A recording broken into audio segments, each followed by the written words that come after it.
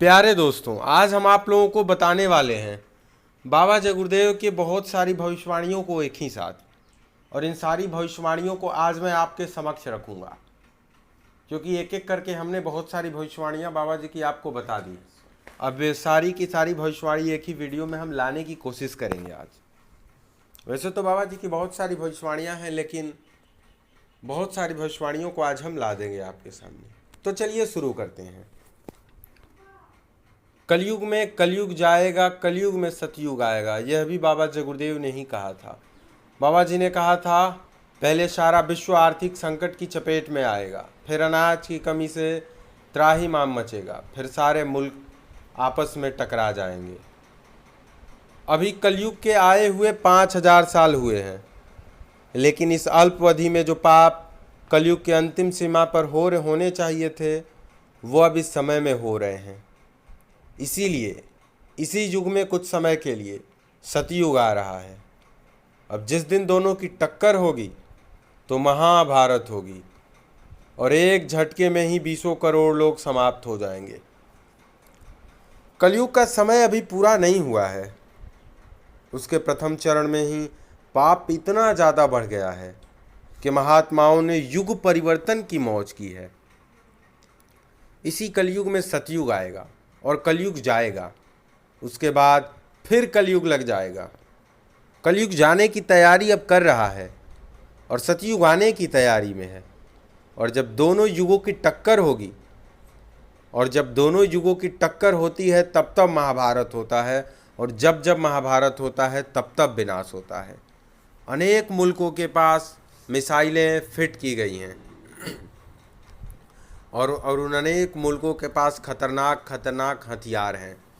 अगर किसी राष्ट्राध्यक्ष का मस्तक घूम गया और बटन दबा दिया तो जहाँ भी मिसाइलें गिरेगी सब कुछ जलकर खाक हो जाएगा।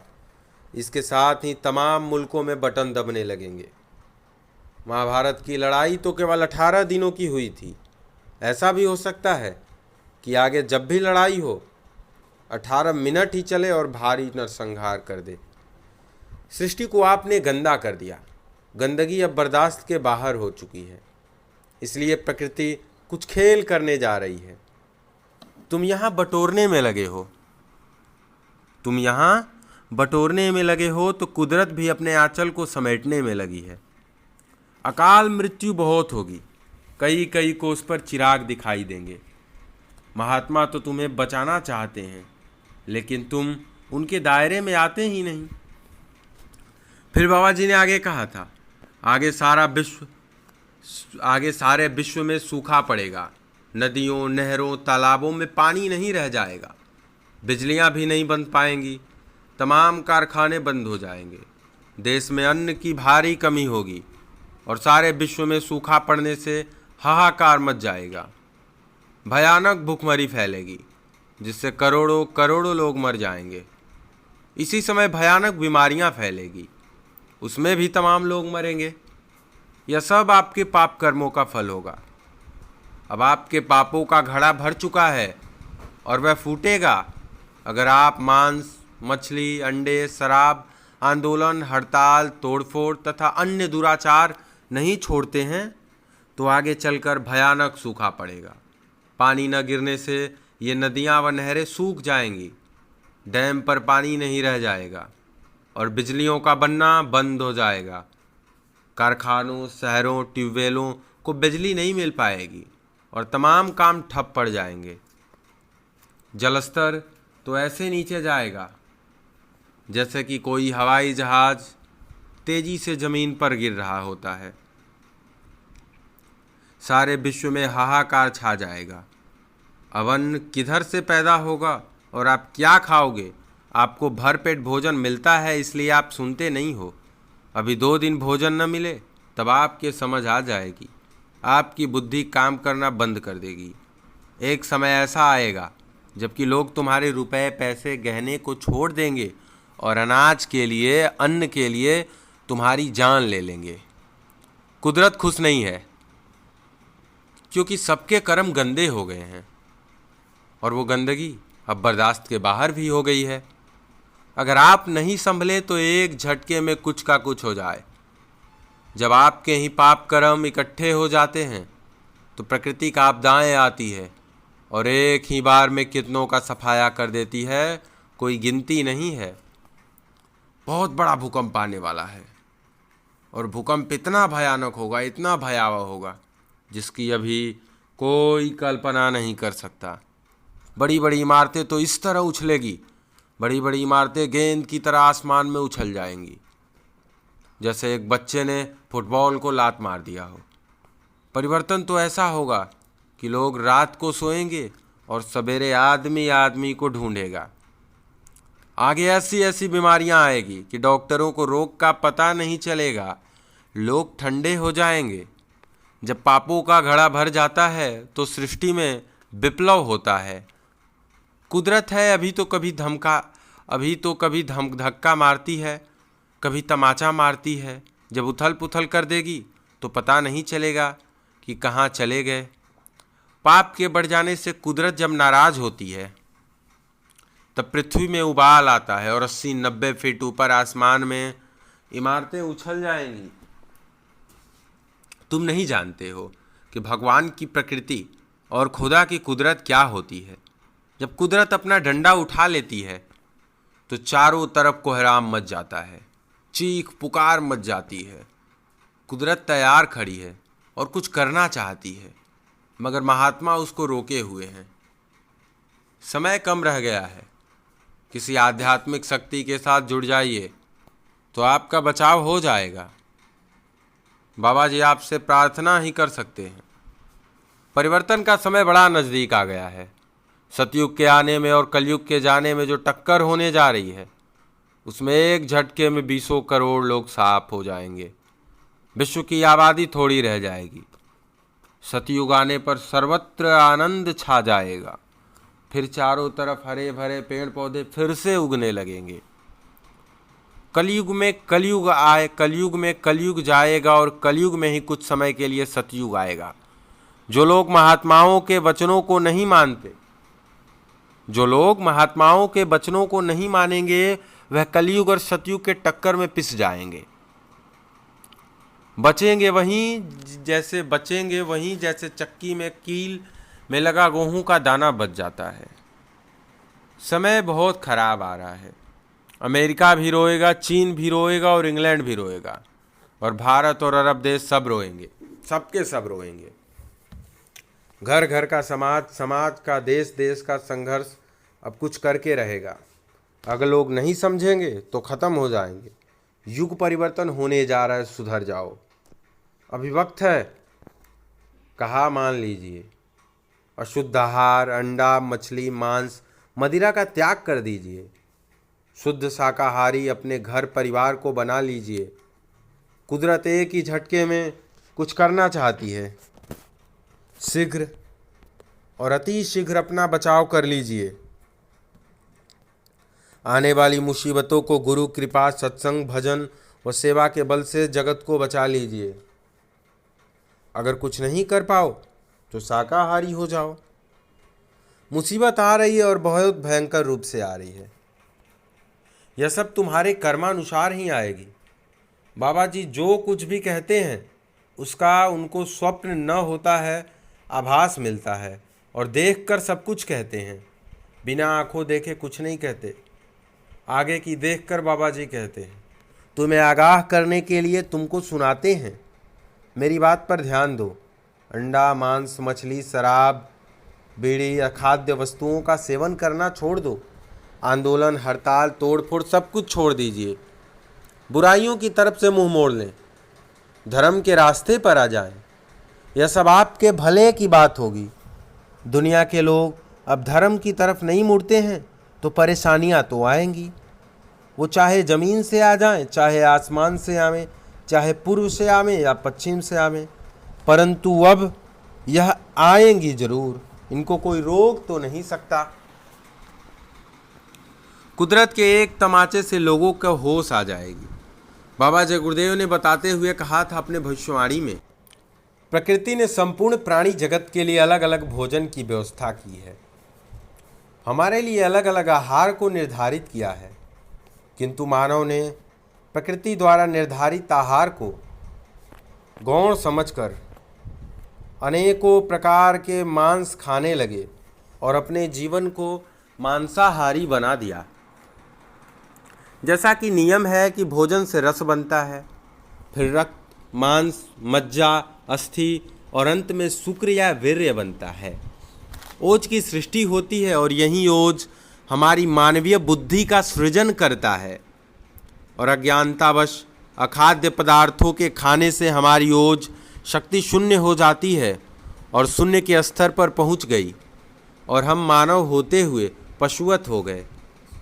परिणामवश ये हुआ कि पहले हम गिरे, फिर परिवार नष्ट हुआ, उसके बाद व्यवस्था नष्ट हुई, व्यवस्था के नष्ट होने से राज्य भ्रष्ट हो गया और आज संपूर्ण व्यवस्था और मानवता नष्ट हो चुकी है। आज मनुष्य खुलेआम हत्या में लिप्त हो गया है, जिसके कारण अकाल मृत्यु हो रही है और जीवात्माएं प्रेत योनि में चली जा रही हैं। बच्चे और बच्चियों के चरित्र गिर गए हैं। आज संपूर्ण मानवता पथ भ्रष्ट होकर अज्ञानता और दुख की खाई में गिरकर चित्कार रही है। अब दुखों से छुटकारे का मूल स्थान संतों की शरण है। बगैर उनकी शरण में गए अब मानव मात्र का कल्याण असंभव है। अगर अब भी चेतना नहीं आई तो प्रकृति अपने तरीके से काम करेगी और सबको दंड मिलेगा। व्यापक नरसंहार होगा। कुदरत के नियमों के विपरीत लोगों का आचरण होने लगा है और भ्रूण हत्याएं भी बहुत ज़्यादा होने लगी हैं, जिसके कारण कुदरत सख्त और नाराज है। महात्मा कहते हैं कि ऐसे समय में काल की शक्तियां सबको कर्मानुसार सजा देती हैं। महात्मा कहते हैं कि कुदरत के एक तमाचे में लोगों को होश आ जाएगी। परिवर्तन होगा, अब जल्द होगा। कुदरत संकेत देने लगी है और कुदरत संकेत देने लगी है। इस बात को याद रखना चाहिए कि कुदरत बड़ी कठोर है। जब तक मनुष्य बुराइयों को त्याग कर सत्य और धर्म को अपनाता नहीं है, तब तक उसे सुख और चैन नहीं मिलता है। कुदरत का डंडा जब जब बजता है, तब तब मनुष्य धर्म की तरफ मुड़ जाता है। अगर नहीं मुड़ता है तो ऐसे दुष्टों का खात्मा कुदरत कर देती है। जब पापों का घड़ा भर जाता है, तब धरती पर उथल पुथल होती है। वह चाहे अग्नि से हो, वायु से हो, धरती से हो या आकाश से हो। ठीक यही स्थिति वर्तमान में है। जब भारतवर्ष और विश्व के देशों में सूखा पड़ेगा और अन्न का दाना नहीं मिलेगा, तब हमारी अकल ठिकाने आ जाएगी। कुदरत का एक ही डंडा तुम्हारे लिए काफ़ी है। जब आप प्रकृति के नियम भंग कर देते हो, तभी कुदरत का खेल होता है। पहले धीरे धीरे वह घेरती है, फिर अचानक से हमला कर देती है। उसके एक डंडे में करोड़ों धराशायी हो जाते हैं। जब कुदरत की मार पड़ती है, तब शाम को और कुछ, जब सवेरे उठेंगे तो नज़ारा कुछ और दिखेगा। आप जगे नहीं और बच्चे बच्चियों को शाकाहारी नहीं बनाया, तो यह सब दर्द भरा दृश्य देखने को मिलेगा। जिन बातों को आप सोच भी नहीं सकते, वह सब देखने को मिलेगा। मैं पहले से कहता आ रहा हूँ कि सब लोग शाकाहारी हो जाओ। दुख की तरफ सब लोग जा रहे हो, गड्ढे में गिरने के लिए सब लोग तैयार खड़े हो। इसलिए फिर कहता हूँ कि शाकाहारी हो जाओ और अपना बचाव कर लो। शराब पीना छोड़ दो, मांस, मदिरा, अंडा, शराब सब छोड़ दो। यह तुमको और तुम्हारे परिवार को बर्बाद कर देगा। माँ, बहन, बेटी की पहचान खत्म कर देता है। एक बात सब लोग याद रखो कि धर्म की स्थापना अवश्य होगी, चाहे जमीन फट जाए या आसमान गिरे। परिवर्तन तो होकर रहेगा। अच्छे और धार्मिक लोगों का समय आएगा। लोगों के किए हुए कर्मों का भंडा फूटेगा।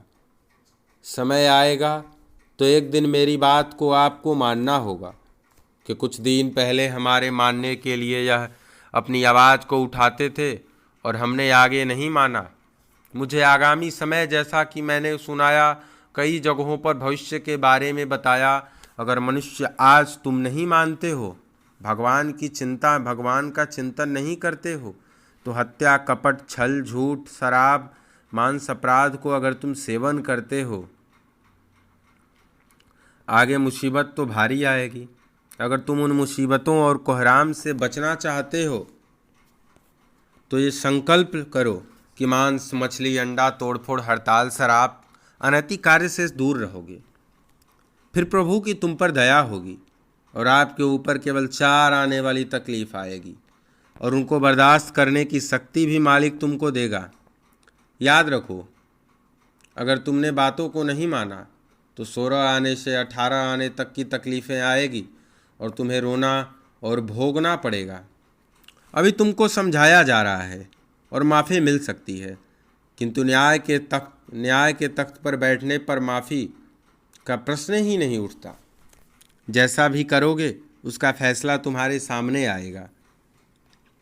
जब पृथ्वी पर पाप बढ़ जाता है तब ईश्वर की पार्लियामेंट में अधर्मियों के विनाश की और अच्छे लोगों की सुरक्षा की एक रील तैयार की जाती है। इसी रील के अनुसार कुदरत अपना काम करती है। इससे पहले इस भूमंडल पर जो संत रहते हैं उनसे इस रील को पास कराना आवश्यक होता है। संत सत्पुरुष के रूप में होते हैं और सर्वसमर्थ होते हैं। बिना उनके मर्जी के यह काम नहीं हो सकता है। अतः वह जीवों पर दया करके उनको एक लक्ष्मण रेखा के अंतर्गत लेना चाहते हैं, जिससे उनकी रक्षा हो सके। जो जीव उनकी बातों को मान लेते हैं वो बच जाते हैं, बाकी लोग समाप्त हो जाते हैं। अब हम देखेंगे बाबा जगुरुदेव की अमर वाणियों को बताते हुए बाबा जी ने कहा था, सभी धर्म के लोगों से हमारी अपील है, मांस, मछली, अंडे, शराब का सेवन छोड़ दें, अनैतिक कार्यों को बंद कर दें। यदि वे मेरी बातों को नहीं मानते हैं तो कुछ समय बाद सूखा पड़ेगा, अन्य मुल्कों में भी सूखा पड़ेगा और लोग मरेंगे। अनाज जब पैदा नहीं होगा तो क्या खाओगे? बाबा जी की बातों को तुम्हें मानना ही होगा, चाहे हंसकर मानो, चाहे रोकर मानो या चाहे मजबूरी में मानो। अभी समय है, संभल जाओ। मदिरा, मांस, अंडा खाना पाप है। सत्संगी उन लोगों से दूर रहें जो मांस, मछली, अंडा खाते हैं, क्योंकि मनुष्य भारी पाप कर्म कर रहे हैं। और बाबा जी ने कहा था, मुसलमान धर्म का कैदी होता है तो कभी बदकारी नहीं करता, हिंदू धर्म का पाबंद होता है तो कभी व्याभिचार नहीं करता, ईसाई धर्म यानी ईसा मसीह को मानते तो कभी जीव हिंसा नहीं करते, अफिसर धर्म के बंधन में होता तो कभी रिश्वत नहीं लेता, चोर समाज की जकड़ में रहता तो कभी चोरी नहीं करता, जुआरी, शराब, कबाबी, इष्ट का पुजारी होता है तो नासिक कर्म नहीं करता। अर्थात सब लोग अपने धर्म के विरुद्ध हैं, तभी ऐसे कर्म करने में लगे हुए हैं। मूल बात यह है कि हर धर्म वालों ने अपना समाज और अपना धर्म छोड़ दिया, इसलिए अनाचार फैल गया, जो आज पाप ही पाप नजर आ रहा है। इस वक्त दयनीय अवस्था पापाचार को देखकर यह कहा जाता है कि इसका विनाश होने वाला है।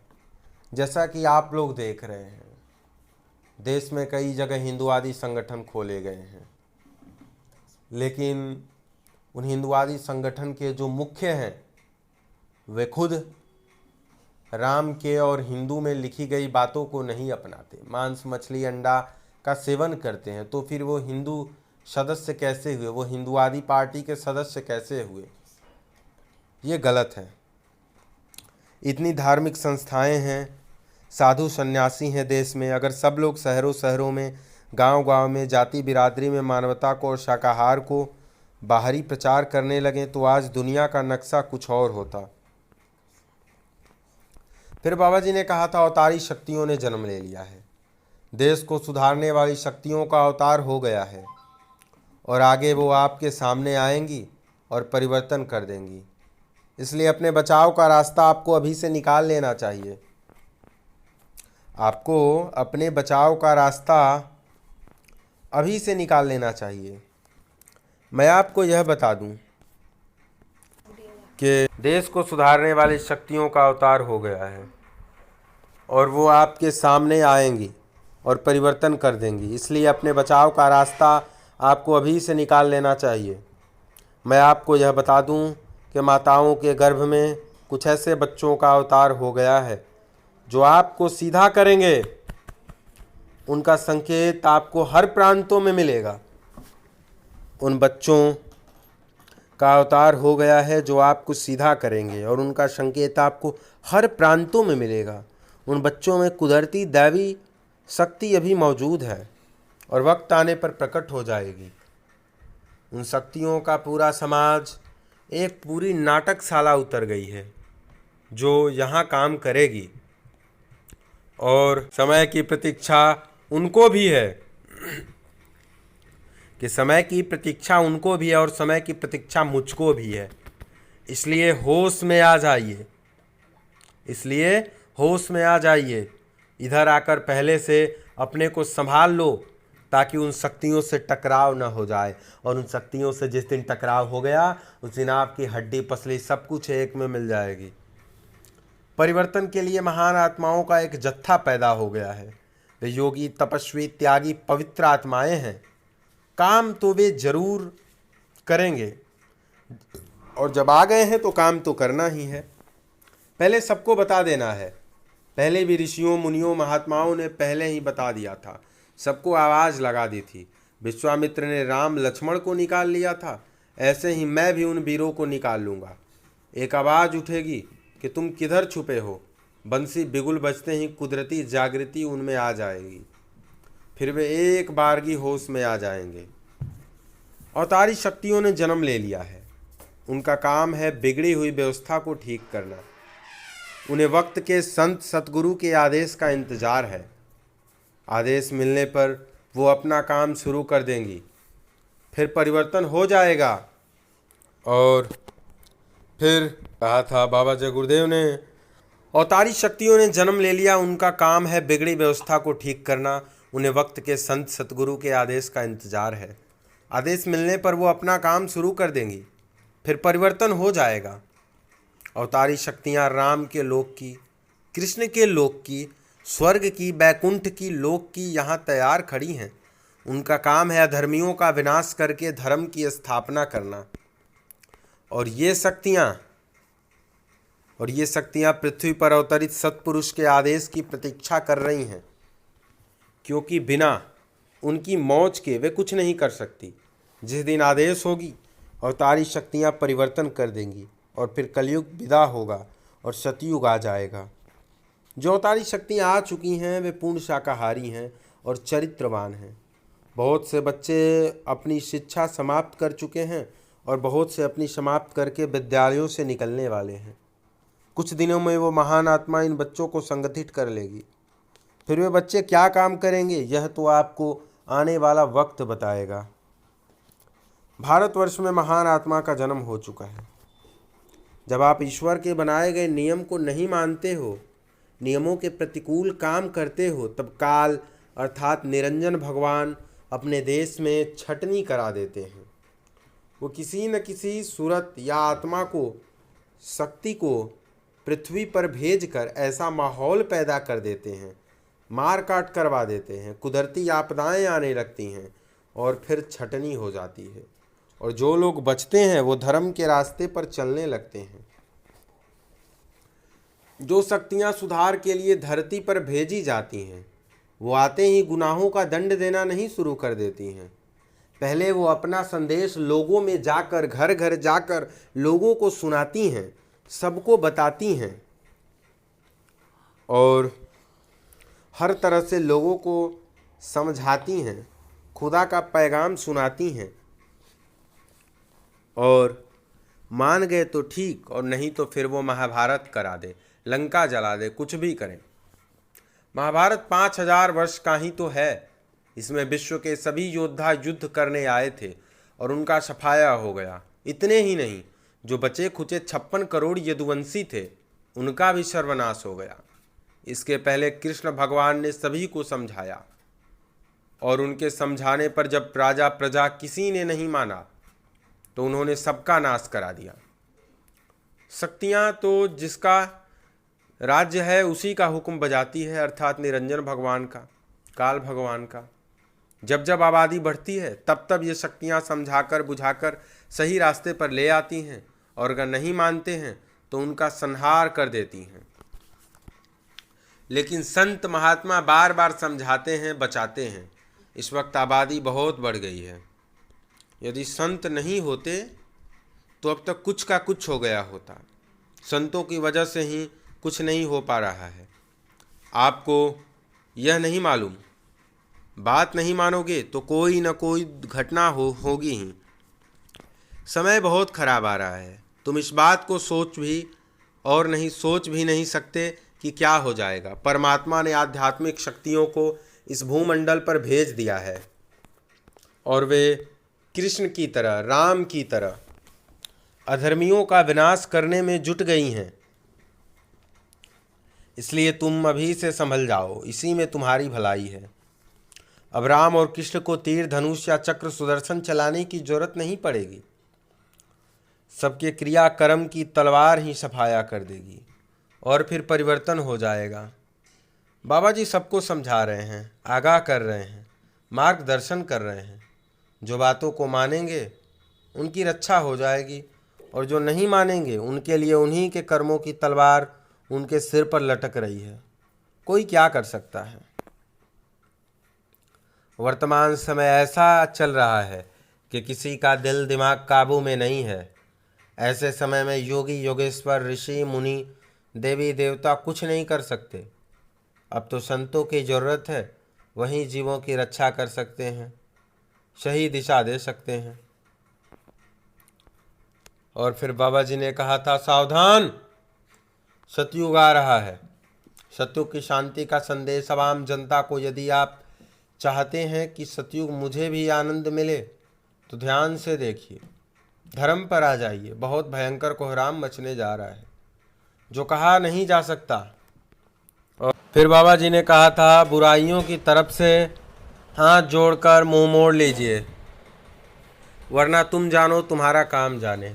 अंडा, मांस, मछली, शराब, नशीली वस्तुओं को छोड़ दें। रिश्वत लेना पाप है, इसको बंद कर दीजिए, वरना महाबली शासक को एक एक पाई का हिसाब देना पड़ेगा।